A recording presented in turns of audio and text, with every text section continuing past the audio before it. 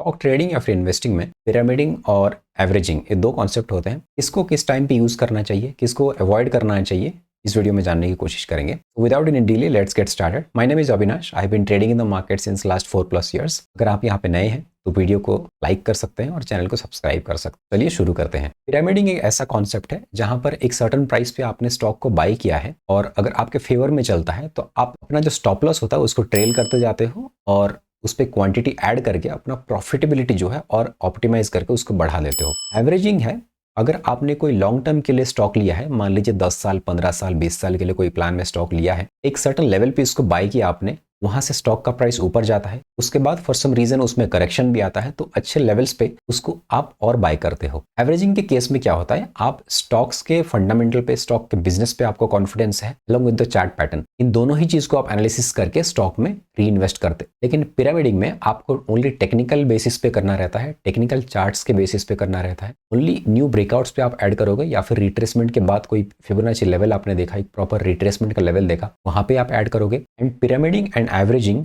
दोनों अलग अलग कॉन्सेप्ट होते हैं जिसको अलग टाइम पे अलग टाइप ऑफ ट्रेडिंग में यूज किया जाता है। According to my knowledge pyramiding आप ट्रेडिंग में यूज कर सकते हो, बट एवरेजिंग आप ट्रेडिंग में कभी मत करना। इंट्राडे में तो आप कभी भी मत करना। पिरामिडिंग आप इंट्राडे में कभी कभी कर सकते हो if you are very confident about your setup and further movement. आपको दिख रहा है कि स्टॉक में या फिर इंडेक्स में और फर्दर मूव हो सकता है इंट्राडे बेसिस पे या फिर शॉर्ट टर्म बेसिस पे, तो वहां पर आप पिरामिडिंग कर सकते हो। लेकिन एवरेजिंग कभी भी नहीं करना चाहिए, अपने लूजिंग पोजीशन को एवरेज नीचे कभी भी नहीं करना चाहिए। So that is a crime in the stock market. लेकिन आप लॉन्ग टर्म इन्वेस्टर हो और आपको बहुत डिस्काउंटेड प्राइस पे स्टॉक्स मिल रहे हैं ऑन करेक्शंस या फिर मार्केट क्रैशेस, उन केसेस में आप स्टॉक्स को नीचे और बाय कर सकते हैं। If you believe that the business of that company is really good और उसमें आपको लॉन्ग टर्म होराइजन में बहुत पॉजिटिव ग्रोथ दिख रहा है, तो वहां पर आप एवरेजिंग पिरामिडिंग कुछ भी कर सकते हैं इन्वेस्टमेंट में। लेकिन in trading you can only pyramid and never do averaging. चलिए स्क्रीन पे देखते हैं और इसको क्लियरली समझने की कोशिश करते हैं। Before going on to the charts मैं आपको थोड़ा सा स्क्रीन पे समझा देता हूँ कि पिरामिडिंग क्या होता है। पिरामिडिंग ये होता है, मान लीजिए आपने एक लेवल पे स्टॉक को बाय किया है सपोर्ट के ब्रेकआउट पे,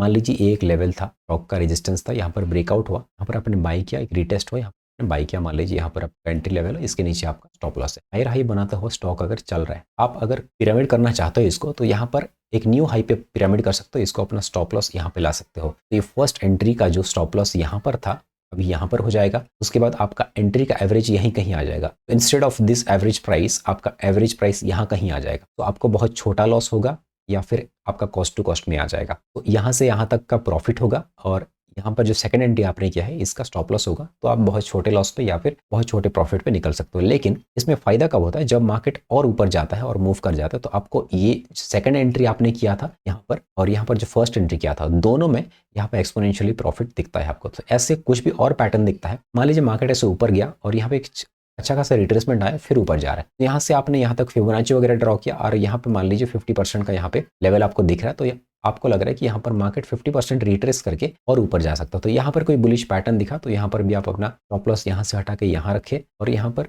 और क्वांटिटी ऐड कर सकते हो फॉर दिस टारगेट या फिर further knew all time high targets. तो ये दो तरह से पिरामिड कर सकते हो, और भी अलग अलग कॉन्सेप्ट्स हैं, लेकिन मैं आपको ये दो तरीके बता रहा हूँ अभी। लेकिन एवरेजिंग क्या होता है, जब मान लीजिए एक ट्रेंड लाइन चल रहा है, यहाँ पर long term trend line weekly chart में मान लीजिए देख लिया, कोई स्टॉक यहाँ पे बाय किया है और यहाँ पर स्टॉक रिट्रेसमेंट में चल रहा है और ये ट्रेंड लाइन को बहुत अच्छा सपोर्ट लेते हुए चल रहा है। तो यहाँ पर आपने क्या पहले आपने यहाँ बाय किया था, फिर आपने यहाँ मान लीजिए पिरामिड कर दिया थोड़ा क्वांटिटी और, तो आपका एवरेज यहाँ कहीं आ गया। तो यहाँ पर जब प्राइस ऊपर जाके फिर से ये नीचे आया, तो ये प्रीवियस एंट्री के लेवल से नीचे है नो डाउट, या फिर छोटा मोटा करेक्शन या फिर थोड़ा और करेक्ट भी कर गया, तो यहाँ पर ये सपोर्ट से मार्केट ऊपर जा रहा है, तो आप ये सपोर्ट को देख करके बाय कर रहे हो, भले ही आपका एवरेज प्राइस ऊपर है और आप अभी लॉस में हो, तो यहाँ पर ये सपोर्ट देख करके आपने यहाँ बाय किया, स्टॉप लॉस यहाँ पे यहाँ पर रख दिया, फिर ये जब ऊपर मूव करेगा आपको दोनों क्वांटिटी में अच्छा प्रॉफिट यहाँ पे हो जाएगा। इसको हम रियल टाइम चार्ट में थोड़ा सा मैं समझाऊंगा तो आप क्लियरली समझ जाओगे मैं क्या बोलने की कोशिश कर रहा हूँ। एवरेजिंग में आप जनरली लॉन्ग टर्म इन्वेस्टमेंट में करने की कोशिश करो और ट्रेडिंग में पिरामिड करने की कोशिश करो अगर आपको करना भी है तो। लेकिन एवरेजिंग आप कभी भी ट्रेडिंग में मत करो, इंट्राडे में तो कभी गलती से ही मत करना। जनरली लोग ऑप्शन ट्रेडिंग में एवरेज करके बहुत ज्यादा यहाँ पे अपना नुकसान कर देते हैं। पहला एग्जांपल लेंगे टीसीएस का। मैंने अपना ही ट्रेड का एग्जांपल लिया है और यहाँ पर मेरा ट्रेड चल भी रहा है टीसीएस में।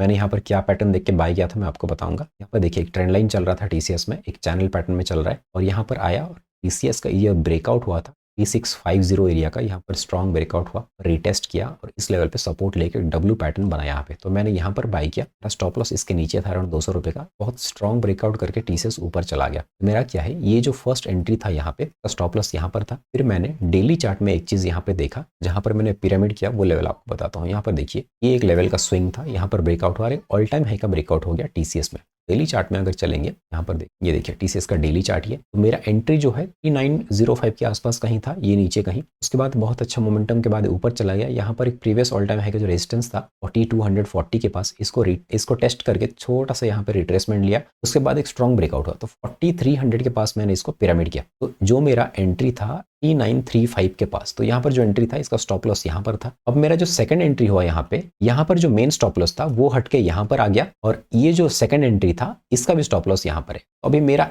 एवरेज प्राइस जो है वो थोड़ा सा ऊपर आ गया। तो ये वाले एंट्री का मेरा प्रॉफिट में है और ये वाला अभी भी रिस्क में है। तो जब मार्केट फिर से ब्रेकआउट करके ऊपर जा रहा है, मेरा स्टॉप लॉस अभी फिर ऊपर ले आऊंगा मैं। और यहाँ पे मैंने दोबारा पिरामिड नहीं किया, क्योंकि मेरा एक बार पिरामिड या फिर मैक्सिमम 2 बार ही करता हूँ, बट इसमें मैं एक बार प्रेफर करूंगा, क्योंकि that is up to you, आपको चार्ट पे कितना कन्विक्शन आ रहा है या फिर आपका व्यू क्या है। सो अकॉर्डिंगली आप पिरामिड कितनी बार भी कर सकते हो, लेकिन जितना कम करो उतना अच्छा है। लेकिन एवरेज आपका बहुत खराब हो जाए वो भी अच्छा नहीं है। आप 1-2 बार करो, और मार्केट में अगर आपका बहुत बड़ा व्यू है, मान लीजिए 100-200% का टारगेट है एक स्टॉक में, तो वहाँ पर मल्टीपल टाइम कर सकते हो।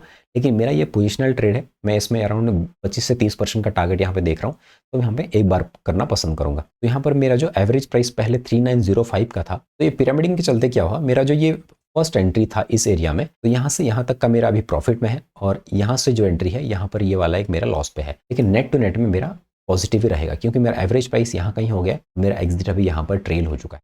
मार्केट जितना ऊपर जाएगा उतना मेरा दोनों ही एंट्रीज में प्रॉफिट होते रहेंगे। जैसे कि मार्केट मेरा टारगेट है 4800 4900 के पास मेरा टारगेट है, तो मेरा फर्स्ट एंट्री का ये जो एंटायर प्रॉफिट मिल जाएगा, और सेकंड एंट्री जो मैंने किया है ये छोटा सा प्रॉफिट और एड ऑन हो जाएगा उस पर। तो that is the benefit of pyramiding.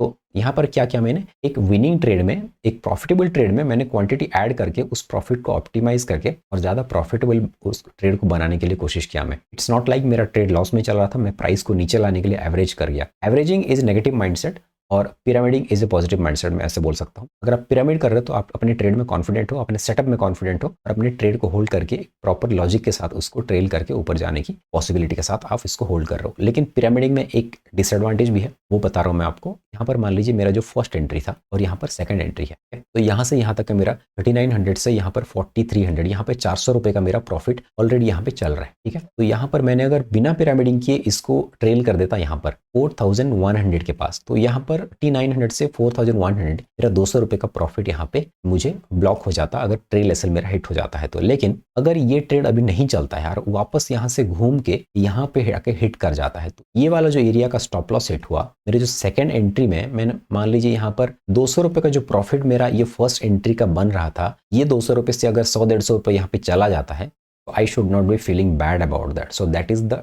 Disadvantage of pyramiding. अगर आप इस माइंडसेट से रह सकते हो कि आपका अगर पिरामिडिंग क्वांटिटी का स्टॉप लॉस पे हिट हो जाता है, तो आपका नेट प्रॉफिट जो है कम हो जाएगा, जो कि इनिशियली होने वाला था। If you are comfortable with that, then you can do pyramiding. Otherwise आप अपना ट्रेल करके बस चल सकते हो। You do not need to actually pyramid और एवरेज एनी ट्रेड। मैं आपको ये दो कॉन्सेप्ट्स बताने की कोशिश कर रहा हूँ। आपके ट्रेडिंग स्टाइल को ये सूट करता है, आपके माइंडसेट को ये सूट करता है, then only you can go for this. Otherwise these are just concepts, आप कंप्लीटली इसको इग्नोर कर सकते हो। So this is the disadvantage of pyramiding. लेकिन अगर आपके फेवर में चल जाता है तो बहुत बड़ा प्रॉफिट यहाँ पे हो सकता है। तो that is a very good advantage of pyramiding as well. तो यहाँ पर पिरामिडिंग का हमने एग्जाम्पल देख लिया। अभी मैं आपको एक एग्जाम्पल एवरेजिंग का दिखाऊंगा। यहाँ पर स्टॉक मैंने चूज किया है HDFC लाइफ का।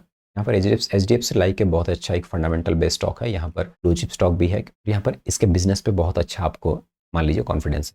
तो यहाँ पर आपने बाइंग स्टार्ट किया कोई भी लेवल से, मान लीजिए 500 के लेवल से आपने बाइंग स्टार्ट किया, यहाँ पर कंसोलिडेट किया, यहाँ से 612 से रेजिस्टेंस लेकर के नीचे आया, और यहाँ पर आपने देखा एक ट्रेंड लाइन का सपोर्ट यहाँ पे चल रहा है। तो यहाँ पर मार्केट बाउंस बैक कर सकता है और नीचे गए बिना। तो यहाँ पर आप क्या कर सकते हो, थोड़ा सा क्वांटिटी यहाँ और बाय कर। आपने 500 पे कुछ क्वांटिटी बाय किया था, यहाँ पर 480 के अराउंड फिर से थोड़ा क्वांटिटी आपने बाय कर नीचे कहीं स्टॉप लॉस ले लिया, या फिर जो अपना प्लान है या फिर आपका लॉन्ग टर्म व्यू है, तो यहाँ पर आपको कॉन्फिडेंस है कि आप थोड़ा सा और नीचे भी स्टॉप लॉस इस पर रख सकते हो। तो यहाँ पर एक कॉन्फिडेंस आपको आ गया और यहाँ पे आपने और क्वांटिटी ऐड कर लिया। तो यहाँ पे अपना फर्स्ट एंट्री था, सेकंड एंट्री यहाँ पर हुआ, तो यहाँ पर आपका एवरेजिंग हुआ। फर्स्ट एंट्री के नीचे आपका प्राइस चल रहा है लेकिन आपने यहाँ पर बाई किया इसको, तो इस केस में क्या हुआ, फिर यहाँ पर ब्रेकआउट कर गया, मान लीजिए 600 के ऊपर ब्रेक कर गया, तो यहाँ पर आपने और ऐड किया क्वांटिटी। यहाँ पर मार्केट कंसोलिडेट करके फिर से रेजिस्टेंस लेकर के फिर से नीचे आया, और यहाँ पर आपने देखा ये ट्रेंड लाइन को मार्केट ब्रेक नहीं कर पा रहा है। यहाँ पर आपका एवरेज यहीं कहीं आ गया, मान लीजिए 600 के पास अभी आप ऐड करते गए क्वांटिटी। एसआईपी बेसिस पे फॉर एग्जाम्पल अगर ऐड करते हैं मंथली बेसिस पे 2-4 क्वांटिटी 10 क्वांटिटी ऐड करते हैं, तो यहाँ पर 550 560 के पास फिर से मार्केट सपोर्ट ले रहा है। तो यहाँ पर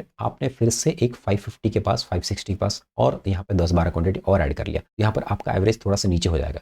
ये एवरेजिंग है। आप इस स्टॉक के बिजनेस को बाय कर रहे हो, इसके फंडामेंटल्स पे बेसिस बाय कर रहे हो। You are not only looking at the technical, you are also looking at the balance sheet and the fundamental data of this stock, और उसी कॉन्फिडेंस से आप यहाँ पे बाय कर रहे हो। सो अभी यहाँ पे क्या हुआ, आपने एक एंट्री यहाँ ली, दूसरा एंट्री यहाँ लिया, यहाँ पे थर्ड एंट्री लिया, यहाँ पे फोर्थ एंट्री लिया। So you are really not only dependent on technical charts here. अगर टेक्निकल पे बाय करते तो आपका कब से स्टॉप लॉस होकर के इस पे निकल गया होता आप, लेकिन आपको इस कंपनी के बिजनेस पे बहुत भरोसा है, तो आप इसको लॉन्ग टर्म के लिए 10-15 साल के लिए बाय कर रहे हो। इसका टारगेट आपने मान लीजिए 1500-2000 तक का रखा है, एटलीस्ट 2-3 गुना करके इसको आप छोड़ेंगे, दैट इज योर प्लान। तो यहाँ पर ब्रेकआउट हो गया मान लीजिए, तो आपको ये सारे एंट्रीज का 1, 2, 3 और यहाँ पर 4, आपने जो 4 बार एंट्री लिया सबका यहाँ पे बहुत अच्छा पॉजिटिव में चल रहा है। 700 के ऊपर ये ब्रेकआउट कर चुका है। तो this is how averaging works. आप अगर लॉन्ग टर्म इन्वेस्टर हो, बहुत ज़्यादा लॉन्ग होराइजन आपका व्यू है और कंपनी में बहुत भरोसा है आपको, तो उस केसेस में आप कोई भी अच्छे लेवल पे डिस्काउंटेड प्राइस आपको दिख रहा है चार्ट पे, तो आप बाय कर सकते हैं। फिर मान लीजिए कोई